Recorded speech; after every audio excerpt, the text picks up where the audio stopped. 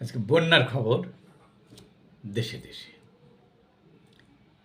ইউনিস সরকার just 10 দিন ক্ষমতা গ্রহণ করার পর 10 দিন পার না হতে যে ভয়াবহ বিপর্যয় নেমে আসলো, ভয়াবহ বন্যা, 11টা জেলা পানির নিচে। তো এর ফলে একটা কাজ হয়েছে কি, নজিরবিহীন জাতীয় ঐক্য তৈরি হয়ে গেছে। এর আগে যারা ছিলেন গভর্নমেন্টে, যেসব চোর বাহিনী, ওরা কার আগে কে ত্রাণ চুরি করবে সেই চিন্তায় থাকতো। আর এই এই এখন দেখা গেল কি সম্পূর্ণ বিপরীত, কার আগে কে ত্রাণ দেবে সেই প্রতিযোগিতা। চিন্তা করা যায়। বন্যাতে মানুষের পাশে দাঁড়াতে সারা দেশ থেকে ছাত্ররা ছুটে গেছে তাদেরকে বার্তা দিতে যে ভয় করো না, তোমরা একা নাও, তোমাদের পাশে সারা দেশ আছে। ছেলেদেরকে ধন্যবাদ জানাই, সত্যি তাদেরকে শ্রদ্ধা করি, তাদের এই ফিলিংস শ্রদ্ধা করি। তো যাই হোক, এখনও কিছু এলাকা প্লাবিত থাকলে পরিস্থিতি কিছুটা ডেভেলপ করছে, এবং গবাদি পশু, জমির ফসল, প্রাণহানি তো মোটামুটি জানা গেছে। এরপরে এই যে গবাদি পশু, জমির ফসল, রাস্তাঘাটের যে পরিমাণ ক্ষতি হয়েছে, এই ক্ষতি ওই এলাকার জনপদের কাটিয়ে উঠতে অনেক টাইম লাগবে। এই ত্রাণ সামগ্রী সংগ্রহে ছাত্ররা যেভাবে ঝাঁপিয়ে পড়েছিল তা ছিল এক অভূতপূর্ব। ইতিপূর্বে এমনটা কখনই দেখা যায়নি। এখনও কিছু ছেলেমেয়ে ত্রাণ সংগ্রহ অব্যাহত রেখেছে। ইতিপূর্বে প্রধানমন্ত্রী এবং তার চেলা চামুন্ডারা ওই ত্রাণের 3,000 কোটি টাকা খেয়ে দিয়ে পালিয়ে গেল। তো যাই হোক, এখন প্রধান উপদেষ্টা সাহেব উনি ত্রাণ সংগ্রহের জন্য সবাইকে অনুরোধ করছেন ত্রাণ, তার তহবিলে ত্রাণ দেওয়ার জন্য। এছাড়াও আরও বেশ কিছু সংস্থা ত্রাণ সংগ্রহ করছেন। তো এখন কি দেখে, এখনও রাস্তাঘাটে, বাসের মধ্যে, এই বিভিন্ন জায়গায়, শহরের মধ্যে দেখা যাচ্ছে যে কিছু ছাত্রছাত্রী এখনও ওই একটা বক্স হাতে করে, দান বাক্স ওইটা হাতে করে ত্রাণ সংগ্রহ করছে। আমার মনে হয় এটা বন্ধ করার সময় হয়েছে। তাদের উদ্দেশ্য মহৎ, নো ডাউট, কিন্তু এগুলো একটু দৃষ্টিকটুও লাগছে। অনেক মাদ্রাসার এতিম বাচ্চাদের এভাবে পাঠায় ওই অনুদান সংগ্রহ করার জন্য। এটা দেখে দেখে আমরা অভ্যস্ত, এবং এর একটা সমালোচনাও আছে। তো বানভাসী মানুষের জন্য যার যার সামর্থ্য অনুযায়ী আপনার সাহায্য করতে পারেন। বিভিন্ন সংস্থা তাদের বিকাশ নাম্বার দিয়েছে, অ্যাকাউন্টস নাম্বার দিয়েছে। ইভেন 10 টাকা, if you want to pay donate 10, put it in your bKash account. 100,000, no problem, bKash. If it is not covered in bKash, you send it through a bank account. But no more on the box. এটা বন্ধ হোক। ছাত্রছাত্রীদের বলছি, তোমরা বাবা এগুলো বন্ধ করো, কারণ এটা চলতে থাকলে মানুষের মনে একটা, তোমাদের প্রতি একটা বিরূপ ধারণা জন্ম হবে। তাছাড়া এক ধরনের ধান্দাবাজও গড়ে উঠবে এর জন্য। এই সুযোগে এক ধরনের ধান্দাবাজও এগুলো করে বেড়াবে। এ ব্যাপারে আমি সবারই দৃষ্টি আকর্ষণ করছি যেন এটা বন্ধ হয়, এই মুহূর্তে বন্ধ হওয়া উচিত। দেখ, এবার ভারতের গুজরাটে বন্যা হচ্ছে। এইভাবে তো বন্য না, মরার উপরে খাড়া ঘা। এই এই ইয়াদোদ্দারা বা বরোদা, এই একটা শহর, ইয়াদোদ্দারা বলে, বরোদা শহরও বলে, আমরা বরোদা নামই চিনি আর কি। এই শহরটা হচ্ছে গুজরাটের রাজধানী। ওই গান্ধীনগর থেকে 140 কিলোমিটার দূরে, বিশ্বামিত্রা নদীর কোলে অবস্থিত। শহরটি নজিরবিহীন পানির বন্যায় ডুবে গেছে। এগুলো রেনফল। যাই হোক, এই বিশ্বামিত্রা নদীর বন্যায় জনজীবন বিপর্যস্ত তো হয়েছেই, এর উপরে আবার আরেকটা যোগ হয়েছে, আরেকটা বিপদ। সেটা হচ্ছে যে সারা শহরে এখন কুমির ঘুরে বেড়াচ্ছে, কুমির আতঙ্ক, মানুষের ভিতরে একটা কুমির আতঙ্ক কাজ করছে। শত শত ভয়ঙ্কর সরীসৃপ জাতীয় এইসব রেপটাইল শহরময় বিচরণ করে বেড়াচ্ছে।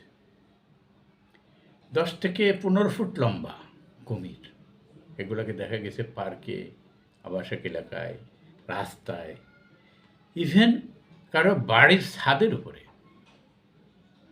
কুমির বিচরণ করছে। ইতিমধ্যেই কিছু কুমিরকে ধরা হয়েছে, 10টা এ পর্যন্ত ওই ওরা বন বিভাগ ধরে নিয়ে ইয়ে করছে। তো এগুলার বিশ্বনাথ নদীটা শহর থেকে প্রায় 17 কিলোমিটার। হ্যাঁ, ভারতীয় কুমিরের আবাসস্থল বলা যায় এটাকে। হ্যাঁ, এর আগে বন্যায় এখানে দেখা গেছে কুমির, কিন্তু এইরকম ভীতি সঞ্চার করেনি। এই নদীতে প্রচুর কুমির আছে এবং প্রতি বছরই এর সংখ্যা বৃদ্ধি পাচ্ছে। ধারণা করা হয় যে 1000-এর উপরে এখানে কুমির, বা এই ছোট্ট জায়গাটাকে 17 কিলোমিটারের মধ্যে 1000-এর বেশি কুমির এখানকার বাসিন্দা।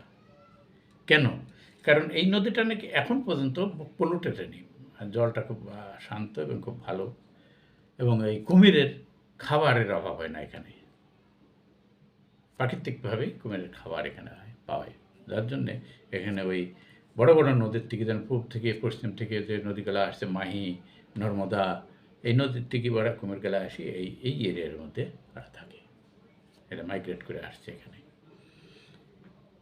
তো যাই হোক, এরা এখন ওই বন্যায় পানিতে ভেসে উপরে চলে গেছে।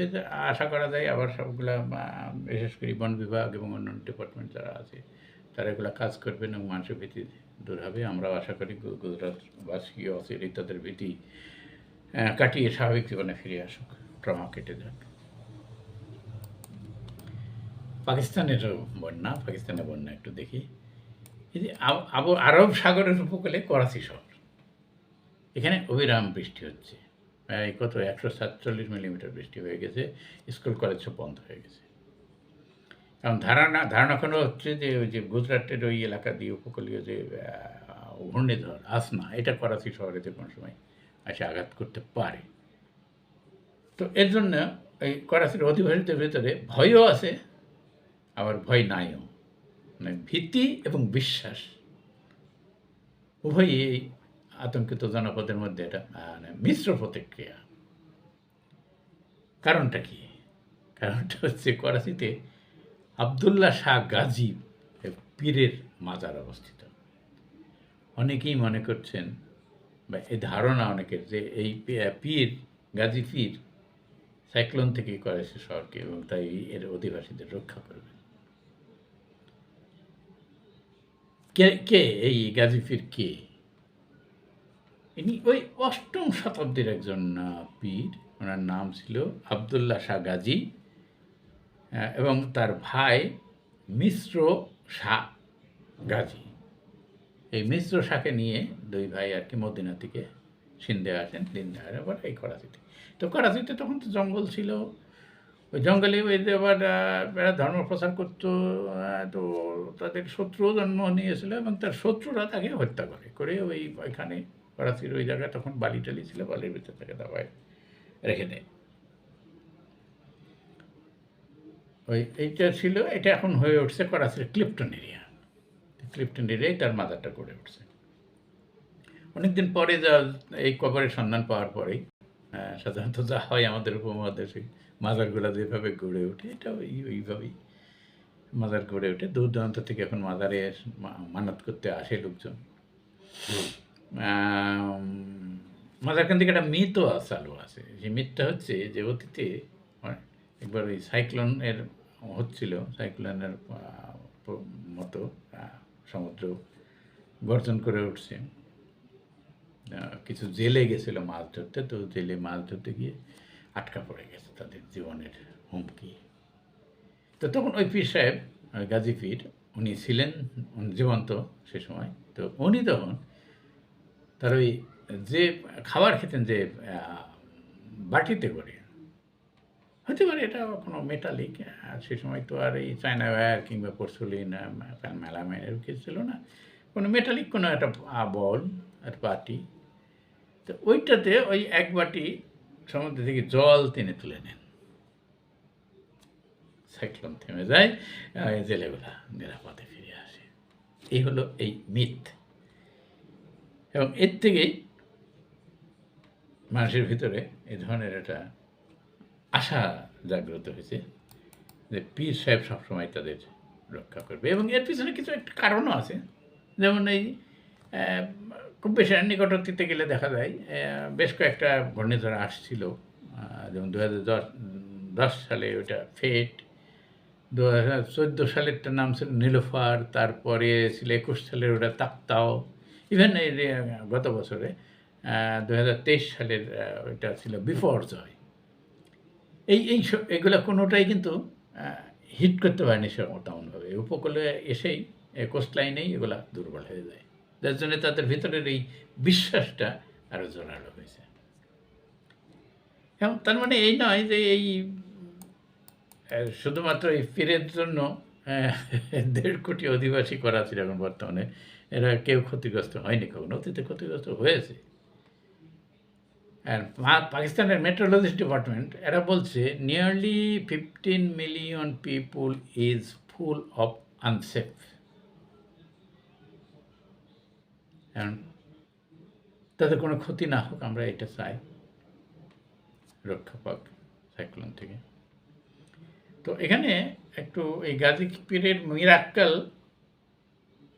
বারবার এটা বলা হলেও যারা ক্লাইমেট অ্যানালিটিক্স এনারা আবার একটু ভিন্ন কথা বলছেন। ওনাদের কথা হলো যে সাধারণত অ্যারাবিয়ান সি শান্ত থাকে, ফলে ওই ডিপ সাইক্লোন এখানে ডেভেলপ করতে পারে না। যে নিম্নচাপের সৃষ্টি হয় ওটাও খুব স্যালো থাকে, অগভীর। কখনো সি লেভেল ফুলে উঠলে সাইক্লোনের রূপ নেয়। অতীতে এরকম অ্যারাবিয়ান সিতে 3টা সাইক্লোন এরকম ফুলে উঠছে। বাট কী হয়, ওই এটা অ্যারাবিয়ান সিতে সাধারণত পূর্ব দিক থেকে হাওয়া বয়।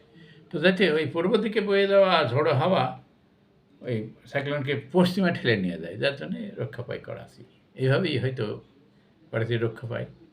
তো যাই হোক, এই পীরের দোহাইও হতে পারে। যাই হোক, যেভাবেই হোক, আমরা আশা করি করাচি রক্ষা পাক, সেখানকার 1.5 কোটি বাসিন্দা সুস্থ থাকে। দেখ শেষ করি। Thank you.